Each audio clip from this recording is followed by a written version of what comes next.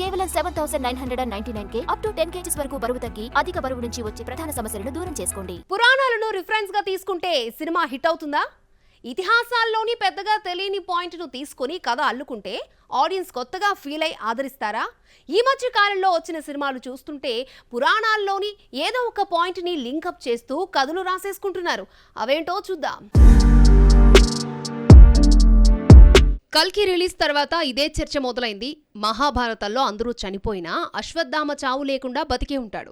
కలియుగంలో శ్రీకృష్ణుడి అవతారమైన కల్కిని కాపాడడంతో అశ్వత్థామకు శాప విమోచనం కలుగుతుంది. ఇలా సాగిన కల్కి కథతో ఆడియన్స్ కొత్తగా ఫీల్ అయ్యారు. హనుమాన్ సినిమాతోనే మైథలాజికల్ ఫిక్షన్ స్టోరీస్ పై రైటర్స్ దృష్టి సారించారు. అంజనీ పుత్రుడు రక్తపు పొట్టు రుధినమణి చుట్టూ తిరిగే కథకు సైన్స్ కు ముడిపెట్టి ప్రశాంత్ వర్మ తీసిన హనుమాన్ బ్లాక్ బస్టర్ హిట్ గా నిలిచింది. ఇతిహాసాలకు ఫిక్షన్ జోడించి రాసుకున్న కథలకు ఆడియన్స్ ఎంజాయ్ చేస్తున్నారు. చిన్న సినిమాగా రిలీజ్ అయిన హనుమాన్ థియేట్రికల్ రైట్స్ ను 30 కోట్లు కమితే 150 కోట్లు తీసుకొచ్చింది. జై హనుమాన్ అంటూ సీక్వెల్ అనౌన్స్ చేయడమే కాదు, హనుమాన్ రాముడికి మాటిచ్చినట్టు క్లైమాక్స్ లో చెప్పాడు దర్శకుడు. ఆంజనేయ స్వామి రాముడికి ఏ మాటిచ్చాడు అన్న పాయింట్ తో సీక్వెల్ పై అంచనాలను పెంచేశాడు.